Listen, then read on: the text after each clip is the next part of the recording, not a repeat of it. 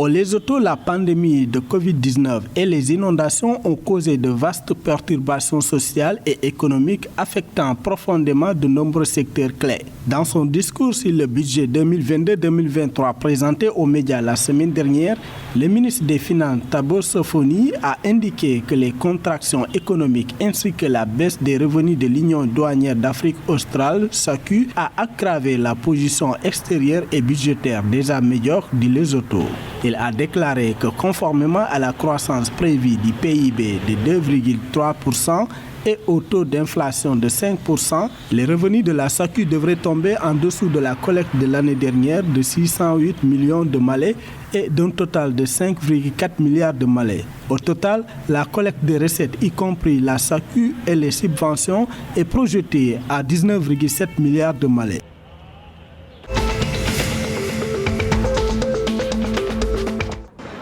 Au Botswana, le gouvernement a admis qu'il existe certains flics dans la loi de 2016 sur la dénonciation, notamment l'incapacité de protéger les lanceurs d'alerte et les reporters anonymes. Réagissant devant le Parlement sur le succès et les lacunes de cette loi lundi 21 mars 2022, Dimezwenu Tchinkulu, ministre adjoint des Affaires présidentielles, a reconnu qu'il y a beaucoup de manquements autour de cette loi adoptée en 2016.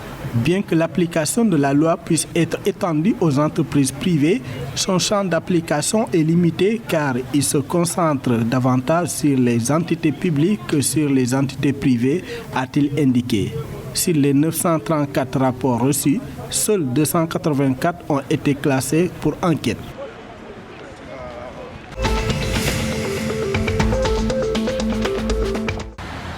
En Afrique du Sud, l'État a invité les Sud-Africains à profiter de la commémoration de la Journée des droits de l'homme afin d'encourager la cohésion sociale et la construction d'une nation unie. Dans un communiqué publié lundi 21 mars 2022, le gouvernement a indiqué qu'il est de son devoir de combattre le racisme afin de parvenir à un développement socio-économique inclusif dans le pays. La Journée des droits de l'homme est célébrée chaque année le 21 mars pour commémorer l'assassinat de 69 hommes et femmes non armés en 1960 au poste de police de Sherbrooke pour protester pacifiquement contre les lois sur les laissez-passer, passeports internes.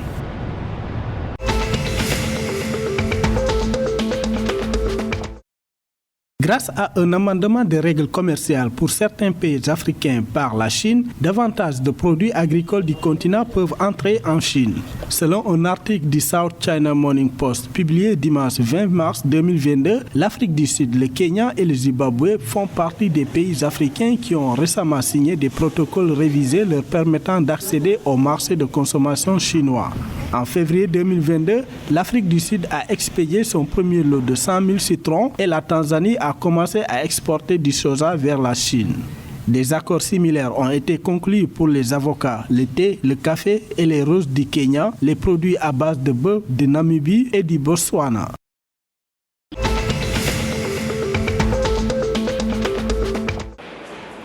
Le gouvernement zambien a numérisé plus de 300 000 propriétés et près de 60 000 fichiers.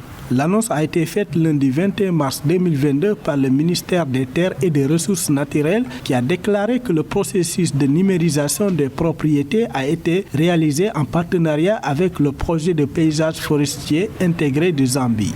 Selon l'arpenteur général du ministère, Joseph Monango, la numérisation des registres papier est importante dans la gestion des registres fonciers dans le pays.